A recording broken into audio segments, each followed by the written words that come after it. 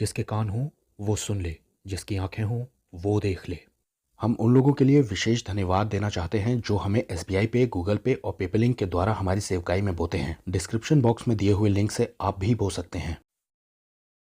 रहस्य सीरीज के 183 वीडियो में, जो कि आपको डिस्क्रिप्शन बॉक्स में मिल भी जाएगा, उसमें हमने बात की थी जब यहूदी नबूकदनजर राजा की बंधुआई से लौटकर आते हैं तब वो सिनेगॉग्स को शुरू करते हैं। उससे पहले सिनेगॉग्स नहीं हुआ करते थे और उसी के बाद से लोगों ने निर्णय किया कि वो फरीसी बनेंगे, यानी कि परमेश्वर के लिए अलग ठहरेंगे। वो परमेश्वर के वचन को सीखेंगे और पूरा करेंगे। अब यही फरीसी जब यीशु मसीह का समय आया, यानी कि 400 साल बाद, तब ये एक कल्ट में बदल चुके थे। ये सिर्फ वचन को पूरा कर रहे थे, यानी कि सिर्फ लिखे हुए को, लेकिन उसके पीछे की आत्मा क्या है, किस स्पिरिट में परमेश्वर ने उस बात को पूरा करने के लिए कहा है, उससे उन्हें कोई भी मतलब नहीं था। और इसके लिए वो सबत के दिन का बड़ा इस्तेमाल करते थे इंसानों को फंसाए रखने के लिए। एक उदाहरण देता हूँ, मत्ती 12:2। फरीसियों ने ये देखकर उससे कहा कि देख, तेरे चेले वो काम कर रहे हैं जो कि सबत के दिन करना अच्छा नहीं है। सबत का दिन पूरा कर लिया या उसे मना लिया, ये उनके लिए इतनी बड़ी बात थी कि जैसे ईश्वर ही खुश हो गया हो उनके सबत मनाने से, जैसे कि मेरे बिना हिले डुले ईश्वर को बड़ा अच्छा लगेगा। लेकिन ऐसा नहीं है कि सारे ही फरीसी बुरे थे, बल्कि वो ऑब्जर्व किया करते थे यीशु मसीह को। आखिर मलाकी के 400 साल बाद चमत्कार होना जो शुरू हुए थे इजराइल में, बहुत सारे फरीसियों ने यीशु मसीह को सीरियसली भी लिया था और वो यीशु मसीह के पीछे पीछे लगे रहते थे कि देखें ये मसीहा है कि नहीं। उनमें से सारे ही फरीसी बुरे नहीं थे, बल्कि कुछ तो ऐसे भी थे जो यीशु मसीह को फॉलो करने लग गए थे। आपको जानकर आश्चर्य हो सकता है कि यीशु मसीह के प्रारंभिक चेलों में से फरीसी लोग बहुत सारे थे। प्रेरितों के काम 15:5। परंतु फरीसियों के पंथ में से जिन्होंने विश्वास किया था, यानी कि यीशु मसीह पर, उनमें से कितनों ने उठकर ये बात बोली कि उन्हें खतना कराना और मूसा की व्यवस्था को मानने की आज्ञा देना चाहिए। फरीसी लोग जो कि ऐसे ही यकीन नहीं ला सकते थे, उनमें से भी बहुत सारे फरीसियों ने यकीन किया था यीशु मसीह के मसीह होने पर। फरीसियों में से सारे ही फरीसी खराब नहीं थे, कुछ तो ऐसे भी थे जो यीशु मसीह की केयर करते थे। जब हेरोद की पत्नी यूहन्ना बपतिस्मा दाता का सिर मंगवाती है क्योंकि उसकी बेटी ने अच्छा डांस करके दिखाया था,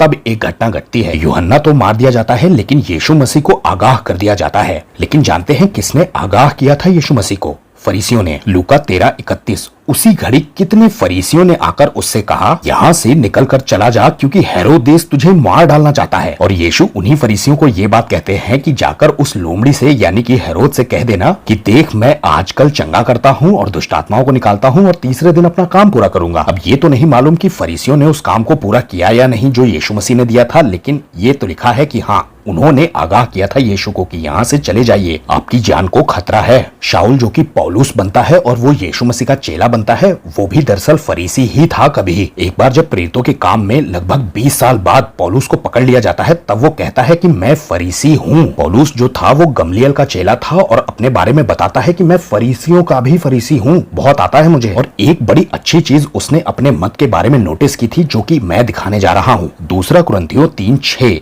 जिसने, यानी कि यीशु मसीह ने हमें नई वाचा का सेवक होने के योग्य भी किया है। लेकिन आगे ध्यान दीजिए, शब्द के सेवक नहीं वरन आत्मा के, क्योंकि शब्द मारता है और आत्मा जिलाता है। पौलुस यहाँ क्या कहना चाह रहा है? इंग्लिश में लिखा है, for the letter killeth but the spirit giveth life. फरीसी लोग दरअसल ये सोचते थे कि जो लिखा है बस उसे पूरा करना है, लेकिन क्यों पूरा करना है, उसके पीछे क्या आत्मा होनी चाहिए, रिपेंटेंस होना चाहिए, उससे उन्हें कोई लेना देना नहीं था। परमेश्वर ने लेटर्स में लिखवा दिया है, इसलिए हमें पूरा करना है, ज्यादा दिमाग मत लगाओ, बस लेटर्स को पूरा करो। लेकिन आत्मा की वजह से कोई भी चीज जीवित होती है, ये बात उन्हें समझ में नहीं आई थी। तभी वो कहता है कि आत्मा जिलाता है। लॉ जो कि रिटन में दिया गया था, लेटर्स में दिया गया था, उसके पीछे क्या स्पिरिट थी, परमेश्वर क्या चाह रहा था, इंटेंशन क्या था परमेश्वर का, वो सब सोचना उनके लिए दूर की कौड़ी था। फरीसियों की जो शुरुआत थी वो बड़ी ही अच्छी सोच के साथ हुई थी, लेकिन बाद में ये धीरे धीरे कल्ट की तरह बन गया था। और किसी भी कल्ट में ऐसा ही होता है। लिखी हुई व्यवस्था और आत्मा की व्यवस्था दोनों में अंतर है, लेकिन लिखी हुई व्यवस्था में भी आत्मा की जरूरत है ताकि वो जिंदा नजर आए। जब लेटर्स के हिसाब से आप शब्द को पूरा कर रहे होंगे, मना रहे होंगे, तब तो आपको बड़ी खुशी होगी। लेकिन जिस सैटरडे को आप नहीं कर पाएंगे किसी भी प्रॉब्लम की वजह से, मूड खराब हो जाएगा परमेश्वर के ऊपर आपका। फिर उन्हीं लिखे हुए लेटर्स की वजह से आपको लगेगा these letters are killing me. अगर उसके पीछे की आत्मा को समझा होता, तब आप कह सकते थे कि स्पिरिट गिवथ लाइफ, आत्मा जिलाता है। आज मसीहत में भी फरीसियों वाली स्पिरिट काम कर रही है, यानी कि फॉल्ट फाइंडिंग स्पिरिट। और फिर करना है तो करना है, करके दिखाना है क्योंकि लिखा है। इसके चलते वो आत्मा की व्यवस्था भूल गए हैं। ऐसा नहीं होना चाहिए दोस्तों। सबको जय मसीह की।